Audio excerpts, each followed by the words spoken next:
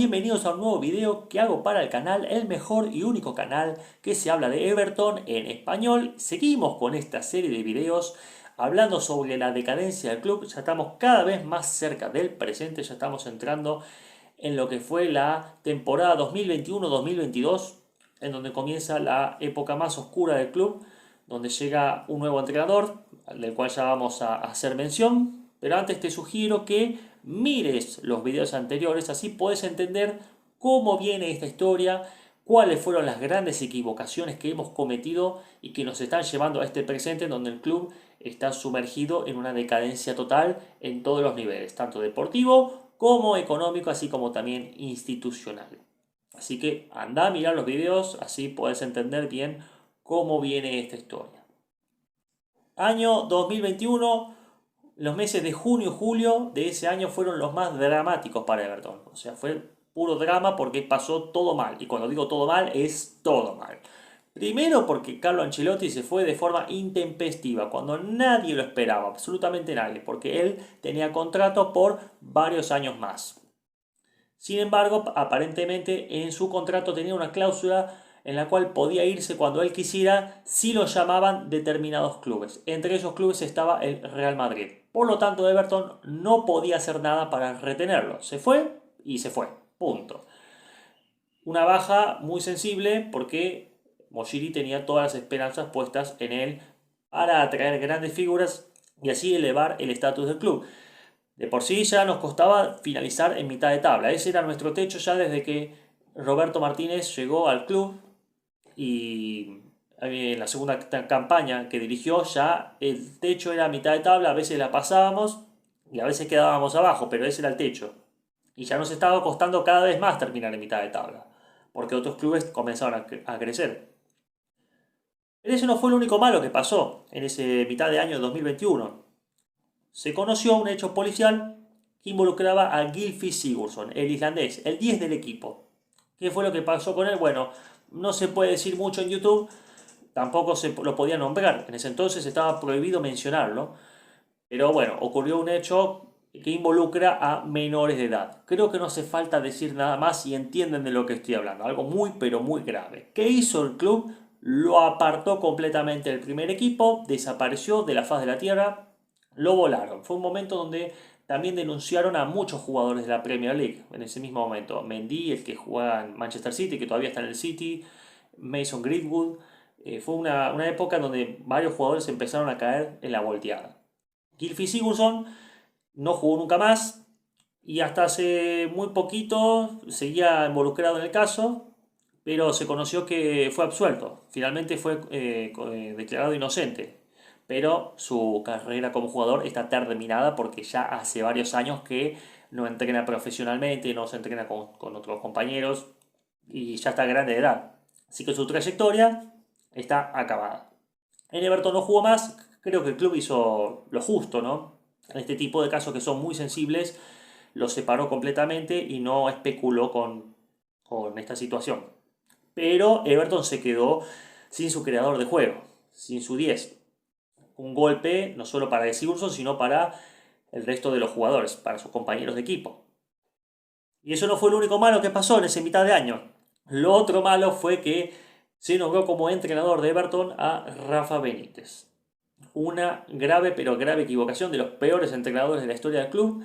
Absolutamente nadie lo quería, pero cuando digo nadie es nadie, porque es obvio, fue una leyenda con el clásico rival.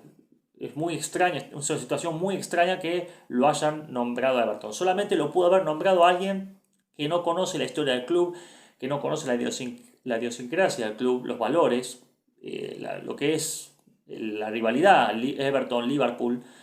Entonces es algo que no iba a funcionar y lamentablemente no era la primera vez que teníamos a alguien en el banquillo hincha del clásico rival. Cuando estaba Sam Allardyce, un par de años atrás, que fue el peor entrenador de la historia de Everton, su asistente de campo era Sammy Lee, un peticito que había jugado con la camiseta de Liverpool y era leyenda en Liverpool. Ese era otro de los grandes motivos por los cuales yo odiaba a Sam Allardyce, su ayudante de campo, Sammy Lee. Es como que el patrón Bermúdez sea ayudante de campo en River, o que Hernán Díaz sea ayudante de campo en Boca, o no sé, Michel Salgado sea ayudante de campo en Barcelona, o que, no sé, Puyol sea ayudante de campo en Real Madrid, para que se den una idea de lo que estoy hablando. Bueno, con Rafa Benítez es algo parecido, como que Gallardo sea entrenador de Boca o Carlos Bianchi sea entrenador de River. Son cosas que no pueden pasar ni deben pasar porque es una cuestión de clásico rival, se entiende. Ustedes que son futboleros me van a entender de lo que estoy hablando. Otro ejemplo, no sé, que Zidane vaya a dirigir al Barcelona o que Luis Enrique vaya a dirigir a Real Madrid. No debe pasar y no creo que pase nunca. Alguien que sabe y conoce el club no permitiría que eso pase. Bueno, en Everton lo permitieron. ¿Quién fue el que lo permitió? Farhad Moshiri, el propietario. Él tomó la decisión a espalda de todos los demás, porque nadie de la junta directiva, que era muy numerosa, estaba en favor de su llegada en ese entonces. Pero Farhad Moshiri era el propietario y él tenía la última palabra.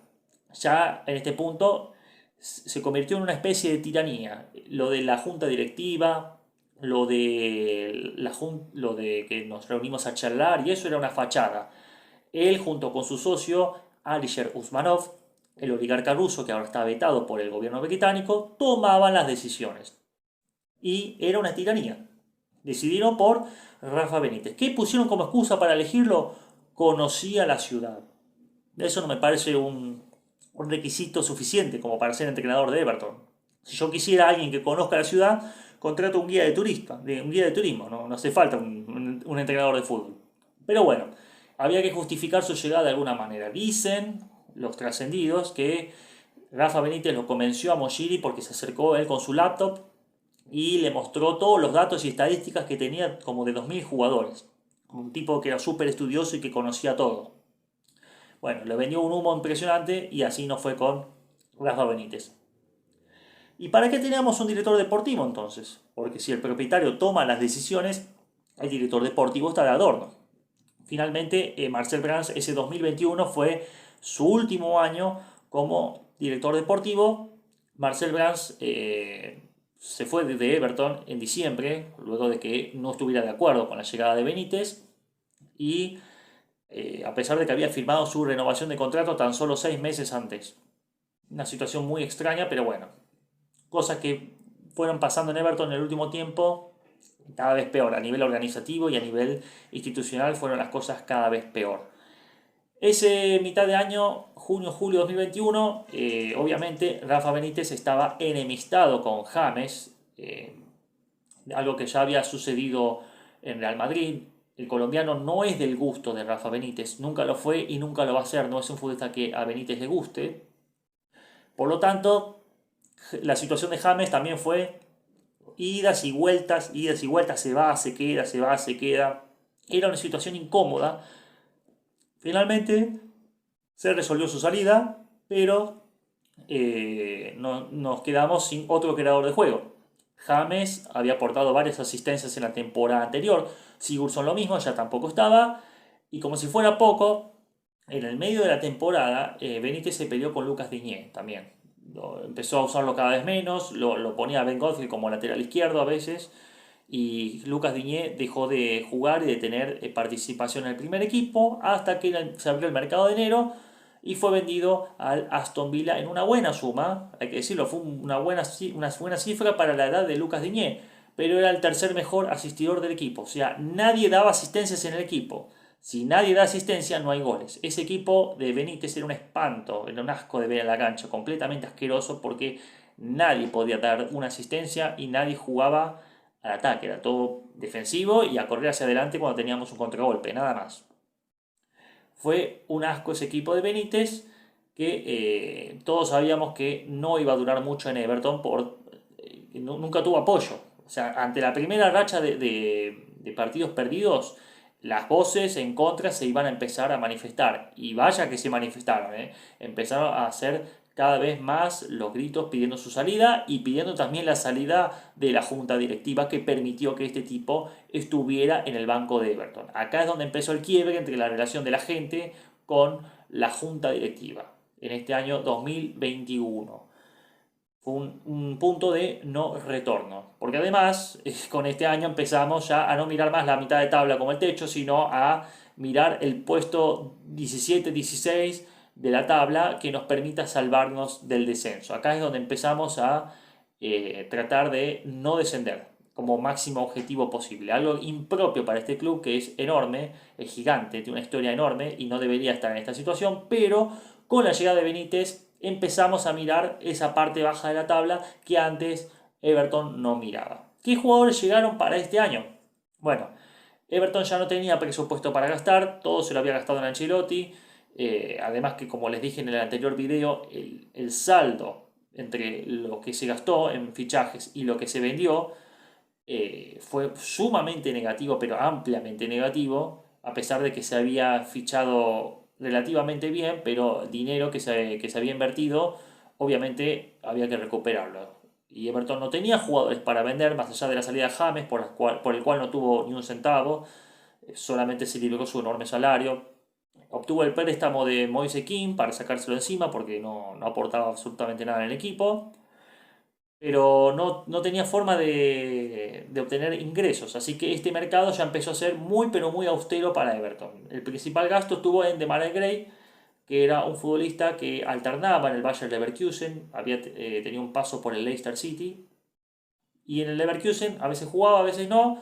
Everton lo compró y fue una ganga que resultó muy pero muy bien. Un fichaje muy aprobado. Actualmente me parece el jugador más talentoso del equipo, a pesar de que Sondage no lo quiere. Y terminó siendo un jugador fundamental en ese estilo de Rafa Benítez de salir de contragolpe y correr para adelante. El otro futbolista que llegó es Andros Townsend, que había quedado libre del Crystal Palace. O sea, no gastamos un centavo en Andros Townsend, un futbolista que era conocido por Rafa Benítez cuando ellos compartieron en el equipo de Newcastle hace unos años atrás. Otro futbolista que podía jugar por la derecha y correr hacia adelante para jugar al contragolpe. Ese estilo de jugadores le gustaba a Benítez.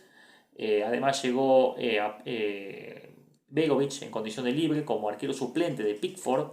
Recordando que Robin Olsen no se quedó en Everton, se fue porque habían robado en su casa y ya no quería vivir más ahí en donde estaba. Obviamente el susto que le quedó no te dan ganas de seguir viviendo en la misma casa, así que Robin Olsen se fue y Everton necesitaba un arquero suplente. Trajeron a Begovic, un veterano, para jugar los partidos de Copa. Otro arquero que trajo Everton, y no sé por qué lo trajeron, fue a Lonergan. Creo que más que nada para facilitar a Pickford el entrenamiento de arqueros, pero no para jugar, porque es un arquero vejestorio, recontra acabado, que también jugó en Liverpool. O sea, Benítez buscaba ese estilo también, ¿no? Jugadores que hayan pasado por Liverpool, parece. Así que Lonergan también se sumó a una gran cantidad de arqueros que ya tenía el club, sumando a los arqueros del sub-21, los arqueros del sub-18. Everton tenía una enorme cantidad de arqueros. Joao Virginia, el juvenil, Harry Tyler, Saint-Luc Levan, una enorme cantidad de arqueros, demasiados, que no sé, que todavía Everton no ha resuelto esa situación porque tiene demasiados arqueros. En ningún club del mundo tienen tantos arqueros en todas las categorías. Pero bueno, Everton tiene una superpoblación de arqueros. Y el único que ataja bien es Pickford. Aunque creo que Joao Virginia me parece un muy buen suplente, al cual no le dieron las oportunidades que él merece. A Everton le faltaba un delantero, porque Moise Kean se había ido y Calvert-Lewin necesitaba un reemplazo. El gran problema fue la lectura. Calvert-Lewin no necesitaba un reemplazo, necesitaba a alguien que sea titular, porque Calvert-Lewin en esta temporada es en donde empezó con los problemas físicos.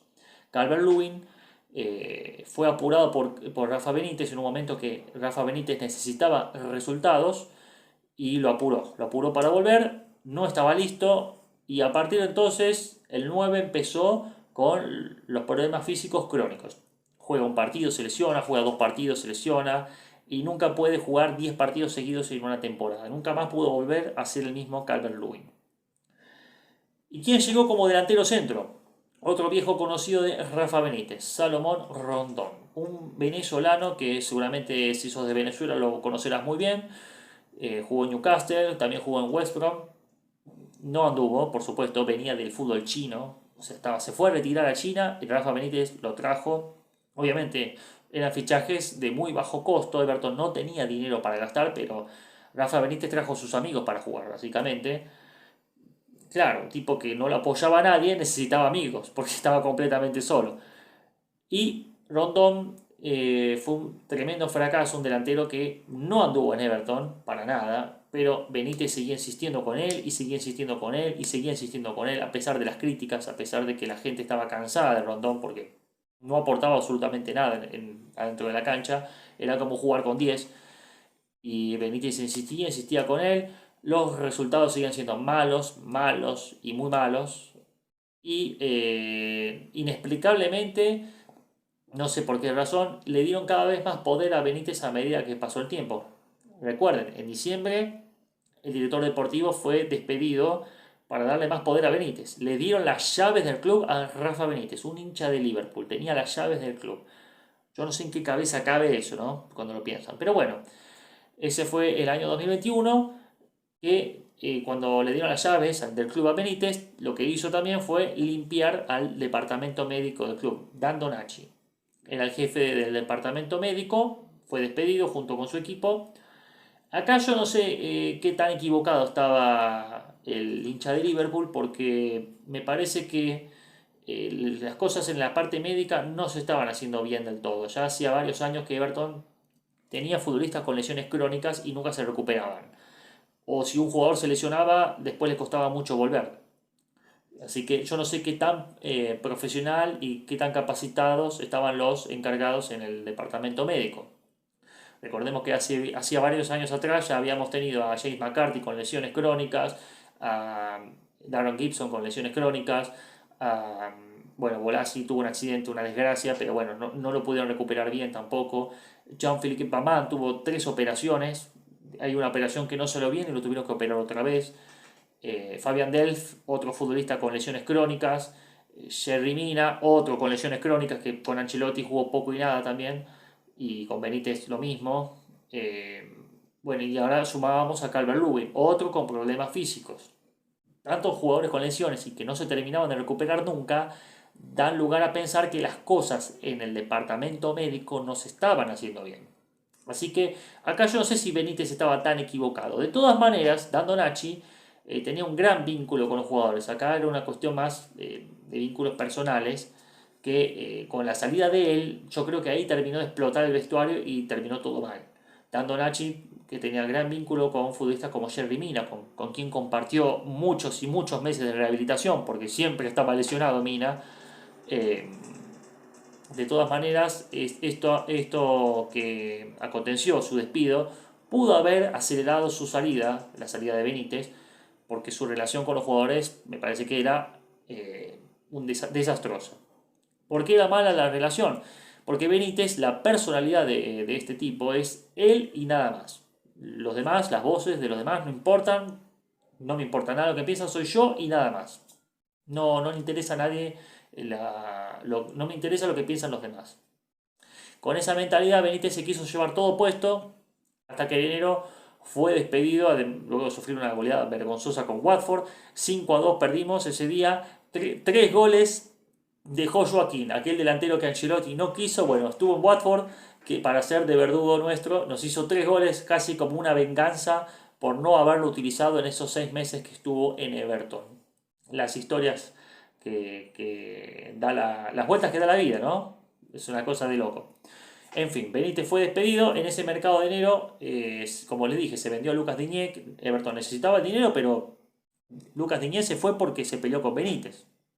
Y lo vendieron, luego echaron a Benítez 2 o 3 días después. Yo no entiendo más nada. Si alguien me lo puede explicar, sería grandioso. O sea, vas a vender a un jugador porque se peleó con el técnico. Y luego echas al técnico 2 días después. Yo no entiendo más nada. Yo sé que la oferta era buena, por teniendo en cuenta la edad de Lucas Digne y que hasta ahora en Aston Villa tampoco ha sido figura. Pero de todas maneras, para el esquema de Everton era importante. Más que nada porque en ese mercado de enero vino Vitaly Mikolenko, el ucraniano, que no le puede ni atar los botines a Lucas Digne y ni siquiera puede sentarse en una mesa a hablar con Leighton Baines, ¿no? Un futbolista que venía del fútbol ucraniano, que no estuvo a la altura nunca, aparentemente había estado siendo observado por Ancelotti, o sea, era un jugador que en su momento quería Ancelotti. En este punto de la historia ya no había director deportivo, o sea, no había director deportivo. Al técnico que le dieron las llaves del club lo despidieron. Como verán, era un caos total este Everton, ¿no? Era un caos total y Everton tardó 15 días en conseguir un entrenador. Mientras tanto, el mercado de pases de enero avanzaba y avanzaba. Bueno, llegó Patterson, Nathan Patterson, el escocés, como suplente de Seamus Coleman, como sucesor de Coleman, luego de tantos años fracasando para conseguir un lateral derecho, lo volvimos a intentar con Patterson. Acá creo que fue una compra acertada, aunque todavía Patterson no pudo asentarse dentro del primer equipo. Tengo fe en él, creo en él, me parece que tiene las condiciones para ser el sucesor de Coleman. Sin embargo, otro futbolista que llegó, que no había director deportivo, recuerden eso, Anwar El Ghazi a préstamo del Aston Villa. Acá entramos en la zona muy turbia, pero muy turbia, porque estaba muy a la vista que el superagente Kia Jorachian volvía a ser de las suyas. Fue un futbolista que nos metió Kia Jorachian como parte del acuerdo por Lucas Digne, que fue vendido al Aston Villa. Parte del acuerdo fue, bueno, yo te hago la operación de Lucas Digne, pero me tenés que poner al Gassi a préstamo. Y bueno, vino Anwar El Gassi. Un par de minutos en Everton, nunca más jugó porque era muy malo, no tenía nivel de Premier League, así que pasó sin pena ni gloria. Seguramente ni recordarás que Anwar El Gassi jugó o pasó por Everton. En fin. Y a final de mes de enero, en el último día del mercado de pases, llegó Frank Lampard. Super Frankie Lampard. Pero esa historia ya la vamos a dejar para el próximo video, así esto no se hace tan largo. Y te pido por favor que le des like a este video, lo compartas en las redes sociales, así tiene más visibilidad. Y además te suscribas, así te enterás cuando sale el próximo capítulo. Ya estamos llegando al final de esta historia. Como verán, las cosas se estaban haciendo muy pero muy mal. Eh, ya en la temporada 2021 entramos en la zona de quiebre, ¿no? Donde ya Everton se vino a pique completamente. Si te gustó este contenido, también podés seguirme en Twitter, ¿no? En @eti_everton. Estoy todos los días publicando informaciones y opiniones de los Toffees. Si te interesa, te invito a que me sigas en esa red social. Y también puedes seguir la cuenta de Twitter de Tabloide Inglés, que está muy buena, muy completa.